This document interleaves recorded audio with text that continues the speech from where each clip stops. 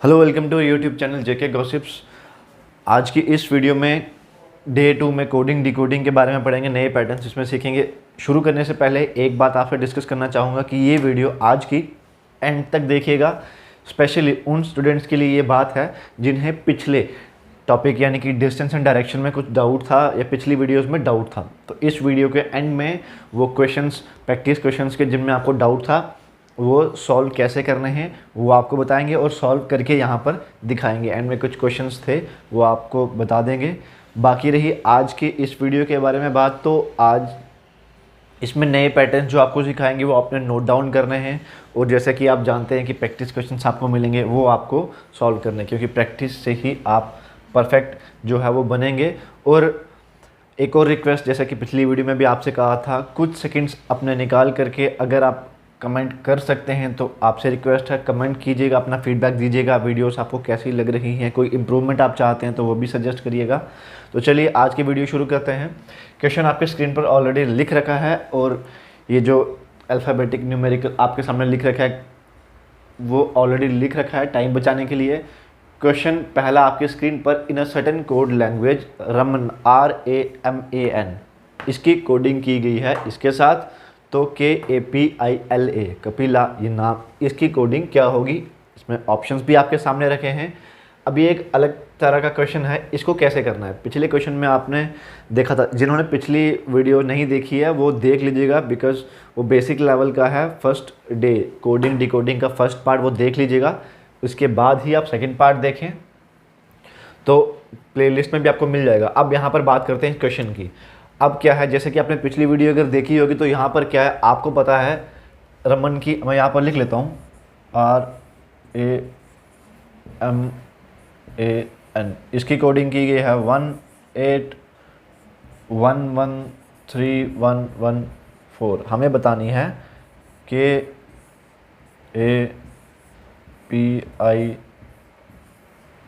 हमें इसकी बतानी है। अब यहाँ पर तो ऐसे देखने में नहीं पता लगेगा, लेकिन अगर पिछली वीडियो आपने देखी है और अभी तक आपको थोड़े बहुत ये याद हो चुके हैं तो हमें पता है कि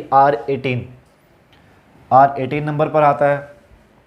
यहाँ से ये लग रहा है कि R18 पर आ गया, ठीक है। A हमें पता है फर्स्ट नंबर पर।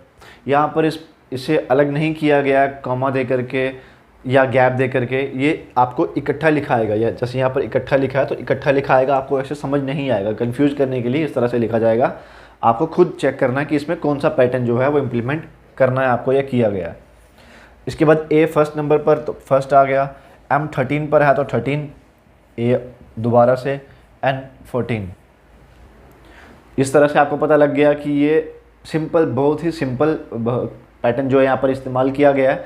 वैसे ही जैसे ये किया गया वैसे ही आपको ये करना है। अब K कितने नंबर पर आता है वो आप वहाँ से देखेंगे, 11 A P आपको सब वहाँ से देखना है। अब एक और ऑप्शन यहाँ पर इसलिए रखें ताकि आप स्टार्टिंग वाले 2 या एंड वाले 3 सॉल्व करेंगे, तो कई बार क्या होगा कि आपने एक क्वेश्चन सॉल्व करा, उसमें आपके स्टार्टिंग के 3 आपने सॉल्व करे तो ऑप्शन में आपको दिखेगा पर्टिकुलरली वही। अब यहाँ पर क्या है कि 111 वाले तो 3 ऑप्शन हैं, ये तो नहीं हो सकता, डी पार्ट नहीं हो सकता। अब बचे 3, बाकी सॉल्व कर लेते हैं। P 16 पर, ये देखते हैं कौन सा है। अब ये भी गया, ये बचे B और C बचा। इसके बाद I 9 पर है, ये दोनों सेम ही चल रहे हैं अभी। इसके बाद L आपको देखना है, L कितने नंबर पर है, 12 पर है और 1 पर है 1। तो ये आपका C पार्ट जो है करेक्ट आंसर हो जाएगा। आप स्टार्टिंग के 3 भी, कई क्वेश्चन ऐसे होंगे, अब मैं आपको ऑप्शंस भी लिख दिया करूँगा, कई क्वेश्चन ऐसे होंगे जिसमें आप स्टार्टिंग के 2-3 सॉल्व करेंगे, इनकी कोडिंग लिखेंगे तो ऑप्शन में आपको वो दिख जाएगा। तो आप वहाँ से ज़्यादा टाइम ना वेस्ट करते हुए डायरेक्ट उस ऑप्शन को हाईलाइट कर देंगे, मार्क कर देंगे। वो कैसे करना है वो भी आपको दिखा दूंगा अगले क्वेश्चन में। ये क्वेश्चन होप आपको समझ आ गया हो, बहुत ही सिंपल लेवल का क्वेश्चन था। बढ़ते हैं अगले क्वेश्चन की तरफ। अगले क्वेश्चन आपकी स्क्रीन पर, पहले ये वाला सॉल्व करेंगे, इसके बाद ये अलग है और ये अलग है। अब मैं दोबारा आपको क्लियर करवा देता हूँ, मैंने इसलिए यहाँ पर ये लिख रखा है ऑलरेडी और लिखा रहेगा जब तक आप प्रैक्टिस करेंगे, बिकॉज रीज़न एक यही है, स्टार्टिंग में आपको देख करके करना है और कोशिश करनी है जितना ज़्यादा आप ये याद कर सकें, इसको नंबरिंग न्यूमेरिकल को जितना याद कर सकें उतना आपके लिए बेहतर रहेगा।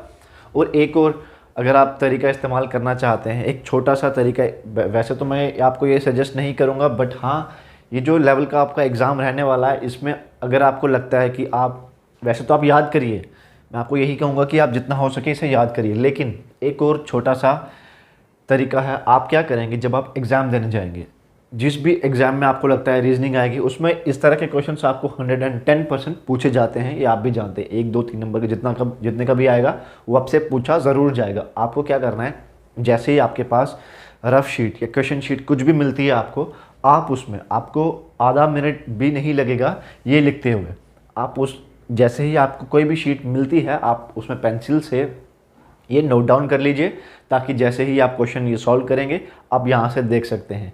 अगर आपने याद नहीं किया होगा तभी ये काम आपने करना है, या आपको डाउट है कि मुझे भूल जाएगा, तभी आप ऐसा काम ये कर सकते हैं। अदरवाइज़ सजेशन यही है कि आप इसको अच्छी तरह से याद कर लें। तो चलिए क्वेश्चन की ओर बढ़ते हैं। पहला क्वेश्चन आपके सामने, सेकंड क्वेश्चन है ये। अभी इसमें क्या लिख रखा है, इफ़ b इक्वल्स टू 2, अगर b को हम 2 लिखें, BAG को लिख दें 10 देन BOX को हम क्या लिखेंगे कोडिंग की लैंग्वेज में। तो b को 2 लिखने का मतलब है, सिंपल सा है, यहाँ पर क्या पैटर्न इस्तेमाल हो रहा है। इस तरह के क्वेश्चन भी आपको आते हैं, ध्यान से देखिएगा, पैटर्न नोट करना है आपको। b को 2 कहा गया, यानी कि जितने नंबर पर b आता है उसको सिंपल वैसा कहा गया है। अब BAG को 10 कैसे बनाया है, ये 2 है, ये 1, ये 2 नंबर पर, और G 7 नंबर पर, 7 और 1 8 और 2 10, इन तीनों को ऐड करेंगे। G 7 पर आता है ना, यहाँ से देख लीजिए G 7 पर आता है, इन तीनों को ऐड करेंगे। तो कैसे करना है, 7 और 1 8 और 2 10 बना दिया 10। वैसे ही कहा है कि BOX को हम क्या लिखेंगे। अब हमें पता है B कितने नंबर पर आता है, वहाँ से देख सकते हैं आप। 2 O कितने नंबर पर आता है, वहाँ से देख सकते हैं। X कितने नंबर पर आता है, 24 पर। ये आपने देख लिया आराम से। अगर समझ नहीं आता है वीडियो पॉज करके पीछे करके दोबारा आप देख सकते हैं। बड़े इजी क्वेश्चन हैं ये, सिर्फ आपको एक बार यहाँ पर जो करवाएंगे वो देखना है। इसके बाद ज़्यादा जोर आपने जो है ज़्यादा जोर देना है वो प्रैक्टिस क्वेश्चंस पर देना है। जितनी ज़्यादा प्रैक्टिस करेंगे उतने अच्छे से आपको ये आएगा। अब यहाँ पर एडिशन कर लेते हैं, ऐड कर लेते हैं। 24 15 और 2 को 24 2 26 5 31 10 41 24 5 29 10 41 41 इसको आंसर आएगा। और 41 आपका यहाँ पर ऑप्शन नंबर सी में है, यहाँ से आप देख सकते हैं। एक बार ही चेक कर लें आप उसको। ये सिंपल था कि जितने नंबर पर आएगा ऐड करके वो देख लेना ऑप्शन में है। दैट मीन्स ये आपको पैटर्न इंप्लीमेंट किया गया। जितना ज़्यादा प्रैक्टिस करेंगे आप विद इन सेकेंड्स पैटर्न पहचान लेंगे कौन सा पैटर्न इसमें इस्तेमाल किया गया है। इसके बाद चलते हैं अगले क्वेश्चन की तरफ। अब यहाँ पर क्या है, WORK की कोडिंग की गई है 4 12 9 16। यहाँ पर डिफरेंशिएट की अलग अलग बांटा गया है। बतानी किसकी है, WOMAN वुमेन की हमें कोडिंग बतानी है। इसमें क्या किया गया है, अब ये भी एक अलग पैटर्न है, नोट डाउन कर सकते हैं आप। इसमें क्या है 4 12 9 16, हम इसमें नंबरिंग दे देते हैं। इसकी कितनी आएगी 23 O 15 18 16 11। अब यहाँ पर नंबरिंग हमने दे दी। अगर पिछली वीडियो आपने ध्यान से देखी होगी उसमें आपको बताया था कि अपोजिट यानी कि जो दो होंगे उनका सम होना चाहिए 27 सम बन रहा होगा, तो वो भी एक किस्म का एक तरह का पैटर्न है। यहाँ पर देखेंगे आप, ये भी एक पैटर्न बन रहा है। किस तरह से 23 और 4 27, 23 + 4 = 27। इसी तरह से 15 + 12 = 27, 18 + 9 = 27 एंड 16 + 11 = 27। यहाँ पर देखेंगे अपोजिट वाले, यानी कि अगर इसका कम्बिनेशन इससे किया जाए, इसका इससे, इसका इससे, इसका इससे, तो इन दोनों का सम मिला करके 27 बन रहा है। 27 बनेगा तो वो भी आपका एक पैटर्न बनता है। वैसे ही इसकी नंबरिंग भी हम यहाँ पर कर लेते हैं।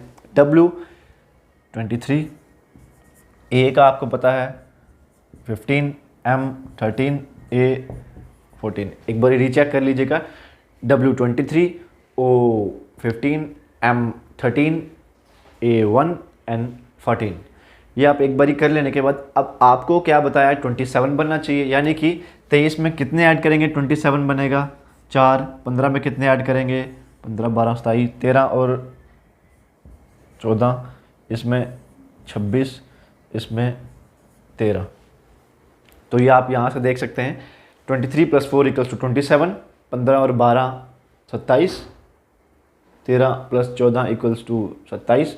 तो ये आप एक बार देख करके अब इस नंबर पर जो भी आपका अल्फ़ाबेट आता है वो आप यहाँ पर लिखेंगे, वो आपका आंसर हो जाएगा। 4 नंबर पर क्या आता है D, 12 नंबर पर क्या आता है L, 14 Z M, सॉरी यहाँ पर N आएगा N। ये आप एक बार रीचेक कर लीजिएगा। आपको ऐड करके 27 लाना है W + D, यानी कि W कितने नंबर पर आया 23 पर, और D कितने नंबर पर आया 4 पर, 23 और 4 करके 27 बना। तो ये आपका आंसर है। ऑप्शंस नहीं लिखे हैं, कारण एक ही है, ताकि आप पूरा सॉल्व करें, क्योंकि स्टार्टिंग में जितना आप सॉल्व करेंगे ज़्यादा से ज़्यादा उतना आपके लिए अच्छा रहने वाला है। ऑप्शंस अगर स्टार्टिंग में लिख देंगे तो आपका ध्यान ऑप्शंस की तरफ रहेगा, तो आप सीखने में थोड़ा सा सही नहीं फील करेंगे, इसीलिए इस तरह से सॉल्व करना आपके लिए बेटर रहेगा। तो बढ़ते हैं अगले क्वेश्चन की तरफ। अगले क्वेश्चन आपके स्क्रीन पर सामने, इस तरह के क्वेश्चन आने के चांसेस रहते हैं एग्ज़ाम में। तो ये क्वेश्चन जो है ये आप इसमें पेन भी यूज़ नहीं करेंगे, आप नज़रों से विदिन सेकंड्स, 3 से 4 सेकंड लगेंगे आपको, 10 सेकंड लगा लीजिए मैक्सिमम, ये आप इस तरह से सॉल्व कर सकते हैं। लेकिन उसके लिए आपको पहले प्रैक्टिस चाहिए थोड़ी सी।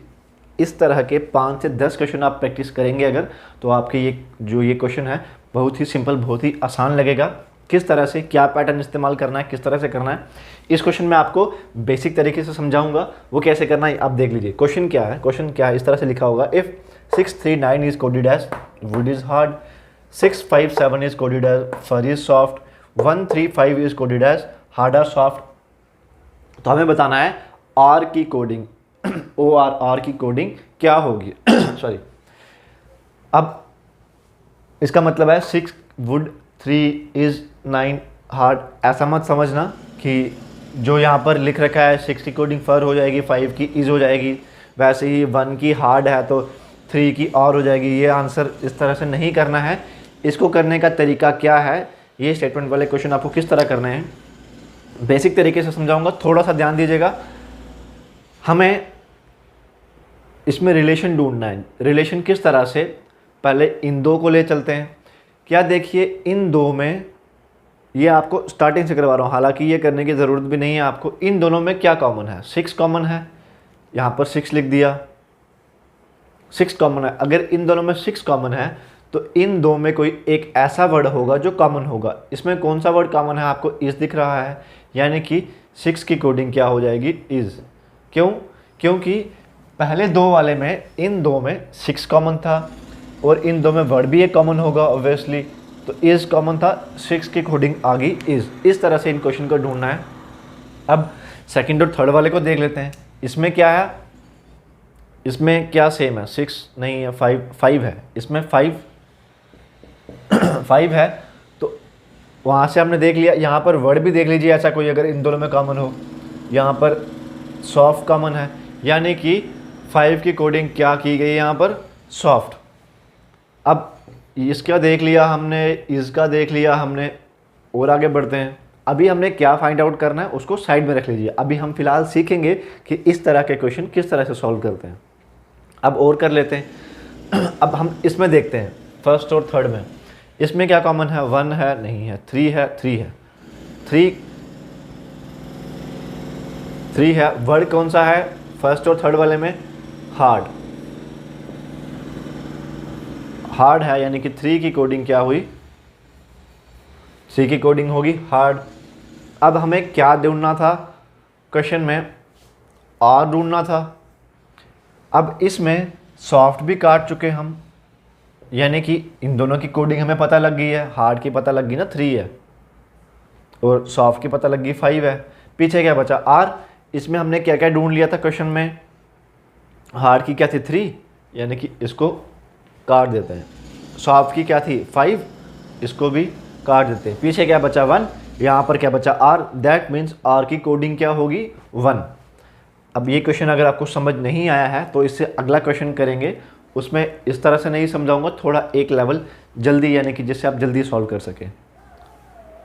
अगला क्वेश्चन आपकी स्क्रीन पर सामने है 648 की। इसमें क्या लिखा है, 648 is coded as mat is wet, 756 is coded as floor is dry, 987 is coded as wet are dry. हमें बतानी है आर की। दोबारा से इसमें आर की कोडिंग हमें बतानी है। अब इसमें करना कैसे है, आपको ये ध्यान रखना है, धीरे धीरे प्रैक्टिस करेंगे आपको खुद ब खुद समझ आती जाएगी। आपको बताने की ज़रूरत नहीं है, आपको पेन पेंसिल यूज़ करने की ज़रूरत भी नहीं पड़ेगी। इस तरह के क्वेश्चंस में बहुत ही आसान होते हैं, लेकिन स्टार्टिंग में आपको प्रैक्टिस चाहिए। करना किस तरह से है, आपको पता है कि आपको लास्ट वाली लाइन में से आपको आंसर जो है निकालना है, आपको आर की कोडिंग बतानी है। तो क्या करना है, आपको इसका कम्बिनेशन करें। पहले ये देखें, यहाँ पर 2 वर्ड कौन से, आर को छोड़ करके 2 वर्ड कौन से, वेट और ड्राई। वेट ढूंढिए, वेट का और कहाँ पर है, वेट इसमें है और इसमें है, वेट इसमें है इसमें है। वैसे ही फर्स्ट और थर्ड में से आपने वर्ड ढूंढा है, तो यहाँ पर भी आ जाइए, फर्स्ट और थर्ड में से ढूंढिए क्या कॉमन है। यहाँ पर वेट कॉमन निकाला, यहाँ पर 8 कॉमन है। दैट मीन्स दिमाग में रख लेना है इसको, या दिमाग में मत रखिए, काट दीजिए, क्योंकि हमें जो चाहिए हमारा कंसर्न उससे है, बाकी हमने काट देना है। तो दिमाग में रखेंगे। मैं आपको ये दोबारा बाद में समझाऊंगा, पहले यहाँ इस तरह से रिटर्न में कर लेते हैं। वेट काट दिया, 8 काट दिया। अब बचा क्या पीछे, ड्राई। ड्राई इसमें भी है, इसमें भी है, इसमें 7 है, यानी कि 7 हो गया ड्राई, ये हो गया 7, ये हो गया 8, पीछे क्या बचा 9। आर 9 आपका आंसर है। कैसे करना है, अब मैं यहाँ पर मार्कर छोड़ देता हूँ। कैसे किया हमने, हमें चाहिए था आर, ध्यान से सुनिएगा, हमें चाहिए था आर, इसमें आर चाहिए। हमारा कंसर्न इससे है, इन दोनों से है। आर को छोड़ करके जो हमें निकालना है, हमें 2 वर्ड बाकी के गायब करने, जो पीछे बचेगा वो हमारा आंसर होगा। वेट देखा हमने किस में है, इसमें है, यानी कि वेट इसमें क्या था 8, ये गायब कर दिया हमने। क्या बचा ड्राई, ड्राई इसमें भी है, इसमें भी है। इन दोनों में क्या कॉमन था, अब क्योंकि इन 2 लाइंस का कंपैरिजन कर रहे हैं तो नंबर भी इन 2 में से देखना पड़ेगा। 8 गायब कर दिया, अब यहाँ पर 7 गायब कर देंगे, पीछे बचेगा नीचे 9, यहाँ पर बचा आर, दैट मीन्स आर की कोडिंग क्या होगी 9। ये सिंपल से क्वेश्चन है, विदाउट पेन आप इस्तेमाल कर सकते हो, सॉरी ये सॉल्व कर सकते हैं। आपको सिर्फ थोड़ा सा इसमें ध्यान देना है, किस तरह से आपको सॉल्व करना पड़ेगा, और वो ध्यान आपको सिर्फ प्रैक्टिस करते समय देना है। बढ़ते हैं अगले क्वेश्चन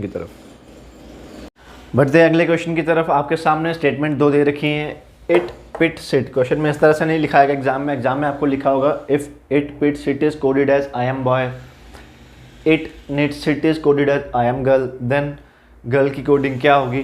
तो मैंने डायरेक्ट स्टेटमेंट यहाँ पर लिख दिया है, इट पिट सिट को कहा गया आई एम बॉय, उसी तरह से इसको ये कहा गया। हमें बतानी है गर्ल की हमें फाइंड आउट करनी है। जैसा कि आपको पिछले क्वेश्चन में बताया था, ये उससे भी इजी लेवल का क्वेश्चन है। आपका कंसर्न यहाँ पर किससे है, गर्ल से है, यानी कि आपको गर्ल की कोडिंग बतानी है। तो बाकी वर्ड आपके लिए किसी काम के नहीं है। कोशिश देखिए, अब यहाँ पर ये देखना है, कोशिश नहीं करनी, देखना यहाँ पर ये देखना है, बाकी जो 2 वर्ड हैं उनको गायब करना, उनको काटना है। इन 2 लाइन्स में, इन 2 स्टेटमेंट में आपको क्या दिख रहा है, एम भी कॉमन है, आई भी कॉमन है, वैसे ही वहाँ पर भी 2 वर्ड कॉमन होने चाहिए। यहाँ पर सिट कॉमन है, इट कॉमन है, यानी कि इट की कोडिंग आई भी हो सकती है, एम भी हो सकती है। हमारा कंसर्न वहाँ पर, यहाँ पर इट या सिट से नहीं है, हमारा कंसर्न गर्ल से है। ये 2 वर्ड काट दिए, यहाँ से भी ये 2 वर्ड काट दिए, दैट मीन्स पीछे क्या बचा NIT, तो यहाँ पर क्या बचा गर्ल। इसका मतलब हमारा आंसर क्या हुआ NIT, यानी कि गर्ल की कोडिंग क्या हुई NIT। ये सिंपल लेवल का क्वेश्चन है।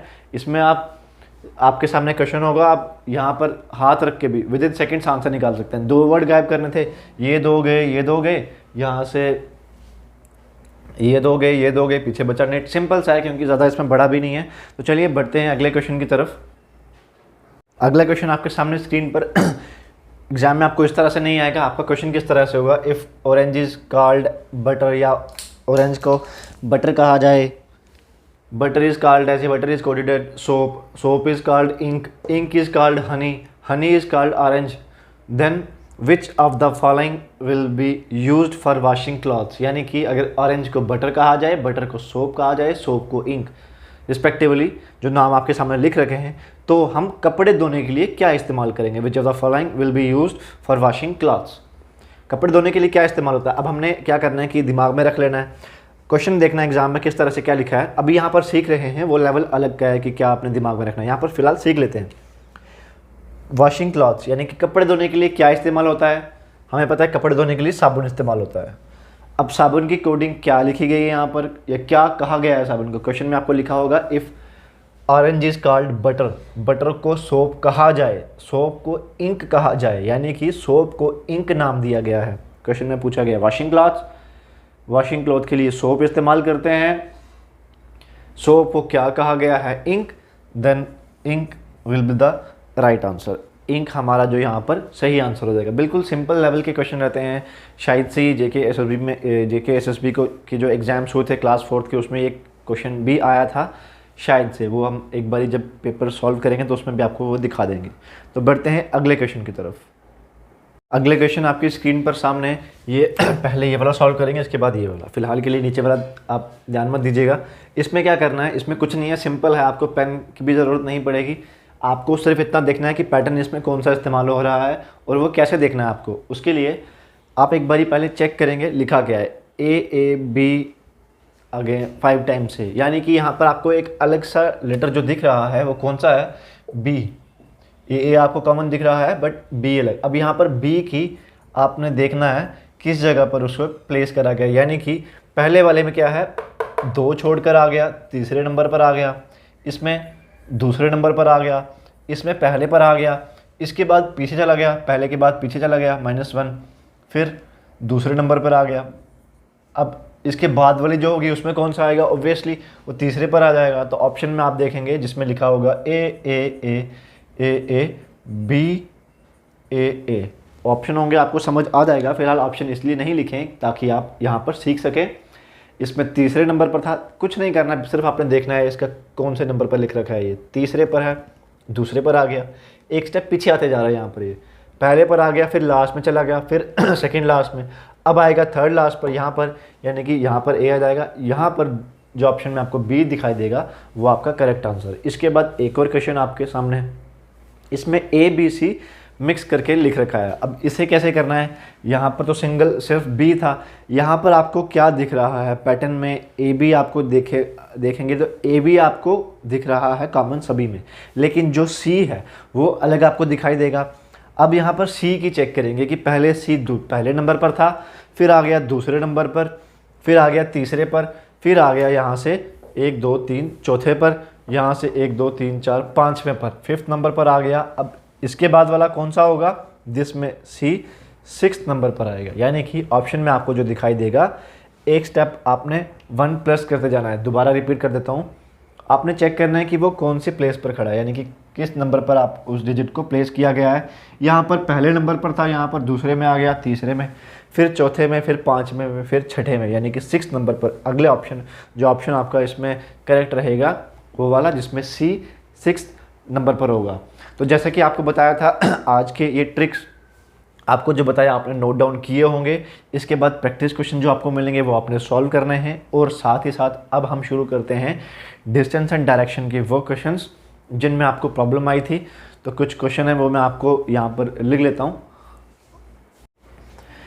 तो ये जो क्वेश्चन हैं कुछ, ये सबसे पहला क्वेश्चन जो है वो डिस्टेंस एंड डायरेक्शन का डे 1 का आरशिद अहमद के नाम से ये कमेंट आया था, जिसमें क्वेश्चन था, क्वेश्चन नंबर 7 में इनको डाउट था प्रैक्टिस क्वेश्चंस में। इसमें क्वेश्चन था, ये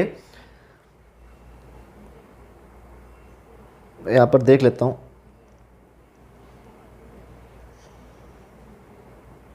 क्वेश्चन नंबर 7 था, आई एम फेसिंग साउथ, इस तरह का क्वेश्चन था। तो ये कैसे सॉल्व करेंगे वो आपको दिखा देता हूँ। इसमें क्वेश्चन था आई एम फेसिंग साउथ, यानी कि डायरेक्शन आपको पता है कौन सी, किस तरह से, ईस्ट, वेस्ट, नॉर्थ, साउथ, ये डायरेक्शंस थी। आई एम फेसिंग साउथ, यानी कि मैं साउथ की तरफ हूँ। आई टर्न राइट, साउथ से राइट जाना। आप जानते हैं राइट मतलब कि क्लॉकवाइज आपने जाना है, यानी कि जिस तरह से घड़ी घूमती है, घड़ी के सुइयाँ घूमती हैं, उसी तरह से आपने घूमना है, तभी आप राइट कहलाए जाएंगे। राइट जाने का मतलब है आपको वेस्ट जाना है। I turn right and walk 20 metre, यानी कि 20 मीटर मैं मुड़ा राइट की तरफ, और किस साइड राइट की तरफ, यानी कि साउथ से किस तरफ आ गया, वेस्ट की तरफ, 20 वेस्ट। इसके बाद लिखा था then I turn right again, यहाँ से दोबारा राइट यानी कि इस तरफ आना, यानी कि नॉर्थ। कितना गया, एंड वॉक 10 मीटर। क्वेश्चन को सामने रख करके सीखिएगा, आसानी रहेगी। इसके बाद था देन आई टर्न लेफ्ट, इसके बाद लेफ्ट आना, यानी कि इस तरह से आना, उल्टा घूमना, डायरेक्शन होगी वेस्ट। लेफ्ट आने के बाद कितना, then I turn left and walk 10 metre, 10 metre आ गया।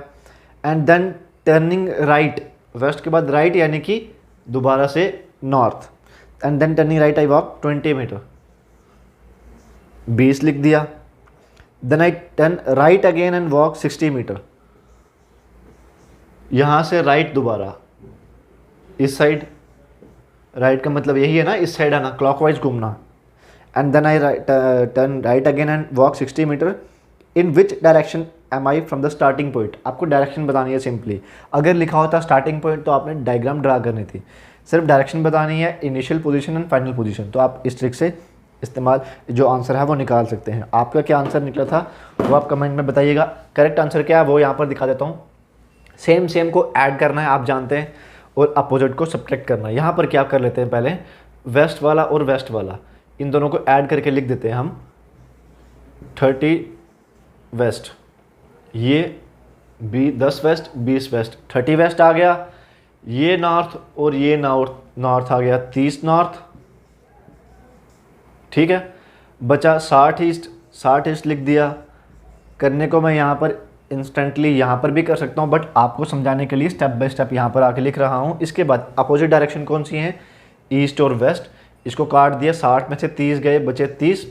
डायरेक्शन कौन सी आएगी, जो बड़े वाले के साथ कौन सी है, ईस्ट, और ये बचा ऐसे, सेम टू सेम ऐसे लिख दिया। हमें सिर्फ क्वेश्चन में डायरेक्शन पूछी गई थी, डिस्टेंस नहीं पूछा गया था, इसीलिए फ़िलहाल के लिए आप ये 30 को भूल भी जाएंगे तो डायरेक्शन आपको पूछी गई है। डायरेक्शन कौन सी होगी, नॉर्थ ईस्ट, तो नॉर्थ ईस्ट जो है वो आपका करेक्ट आंसर है। नॉर्थ ईस्ट आपका करेक्ट आंसर हो जाएगा यहाँ पर। इसके बाद मैं आपको अगला क्वेश्चन दिखा देता हूँ। अगला क्वेश्चन कौन सा था, अगला क्वेश्चन था क्वेश्चन नंबर 2। ओवैस हसन के नाम से कमेंट आया था। इसमें इन्होंने कहा था, नहीं, इनका डाउट क्लियर हो चुका है, क्योंकि डे 2 में जो डायरेक्शन के क्वेश्चन थे जिसमें हमने स्केयर रूट से एंड में आंसर निकाला था, स्केयर करके जो 2 डायरेक्शन बचती थी एंड में उनका स्केयर करके अंडर रूट में रख के, तो इनका डाउट जो क्लियर हो चुका था। इसके बाद डे 2 में क्वेश्चन नंबर 4 में कन्फ्यूजन है, Anjali Thakur. Question number 4 day 2,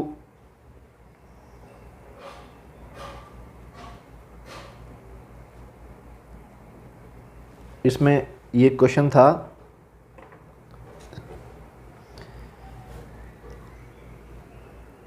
one morning after sunrise Sita and Gita were talking to each other face to face. अब सनराइज वाले केस में क्या था,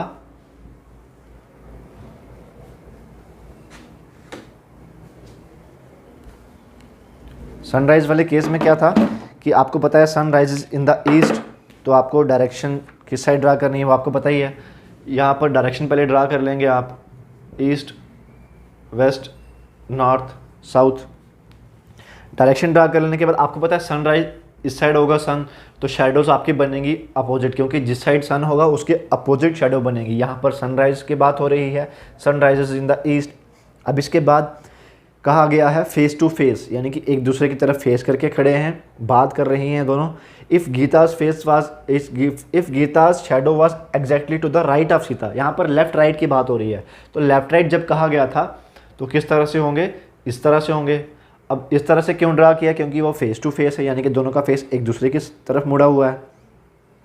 अब हमें पता है कि लेफ्ट राइट हमारा किस साइड बनता है, लेफ्ट राइट किस साइड बनता है हमारा, ये भी हमें पता है। अब यहाँ से यहाँ देखने के लिए, यानी कि हम इस तरह से जाएंगे तो हमारा राइट आ गया ये वाला, और यहाँ से यहाँ मुड़ेंगे, यानी कि ये कौन सी डायरेक्शन होगी देखने के लिए, लेफ़्ट होगी, यानी कि इस साइड वाली जो पर्सन नॉर्थ की तरफ मुड़ा है ऊपर की तरफ, इसकी शेडो इस तरफ पड़ रही है, यानी कि लेफ़्ट साइड है, और इसकी यह शेडो देखने के लिए हमें इस तरह से घूमना पड़ेगा, यानी कि राइट साइड हमने रोटेट किया। तो क्वेश्चन में हमें क्या पूछा गया था, गीता का फेस किस साइड है। अब क्वेश्चन में क्या कहा गया, if Gita's shadow was exactly to the right of Sita, right of Sita, right of Sita, यानी कि ये आ गई सीता, राइट ऑफ सीता, ये किसकी शेडो है, if Gita's shadow was exactly to the right of Sita, ये हुई गीता की शेडो। क्वेश्चन में कहा गया था गीता की शेडो अगर सीता के राइट में है, थोड़ी कंफ्यूजिंग वाली लाइन लगेगी स्टार्टिंग में, देख लीजिएगा, प्रैक्टिस करिएगा। सीता के जो राइट में है वो गीता की शेडो है। ऑब्वियसली अगर ये सीता हुई तो ये गीता हो जाएगी।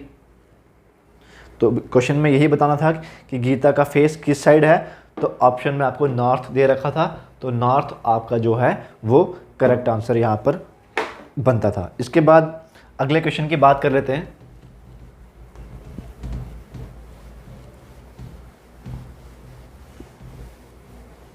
अगला क्वेश्चन था डे 3 की वीडियो में से किड्स स्पेशल के नाम से एक कमेंट आया था, उसमें क्वेश्चन नंबर 7 को लेकर के डाउट था उन्हें।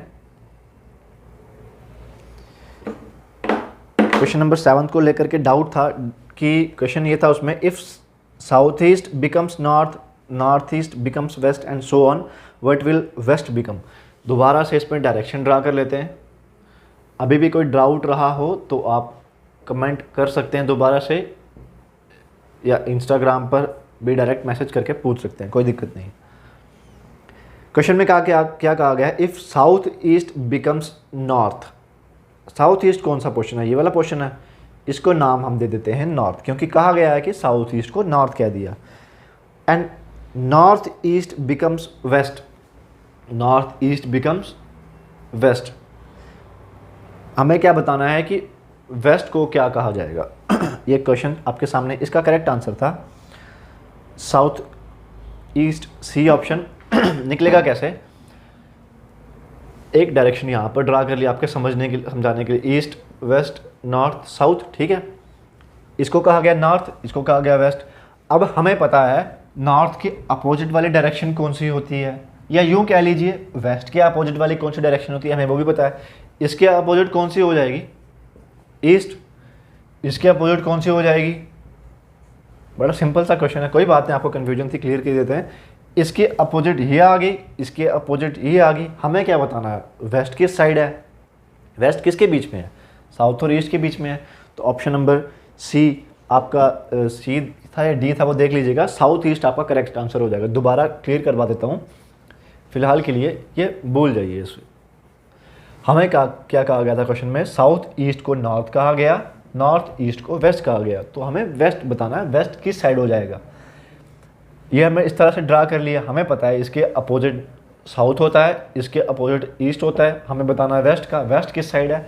यहाँ पर ये वाली डायरेक्शन बन गई अभी, वेस्ट किस साइड है, साउथ ईस्ट में है, तो साउथ ईस्ट हमारा करेक्ट आंसर हो जाएगा। होप आपको ये क्वेश्चन समझ आ चुके हो। आज की वीडियो में भी अगर आपको कोई डाउट लगता है, कोई परेशानी आती है, तो आप कमेंट सेक्शन में कर सकते हैं। और जैसा कि आपको बताया था, आपको रिक्वेस्ट करी थी कि आप एक बारी अपने कमेंट ज़रूर छोड़िएगा कि क्या आपको कमी लग रही है इसमें, या जो आपको समझ नहीं आ रहा है, किसी भी तरह का कमेंट आप कर सकते हैं। तो मिलते हैं अगली वीडियो में। थैंक यू, जय हिंद।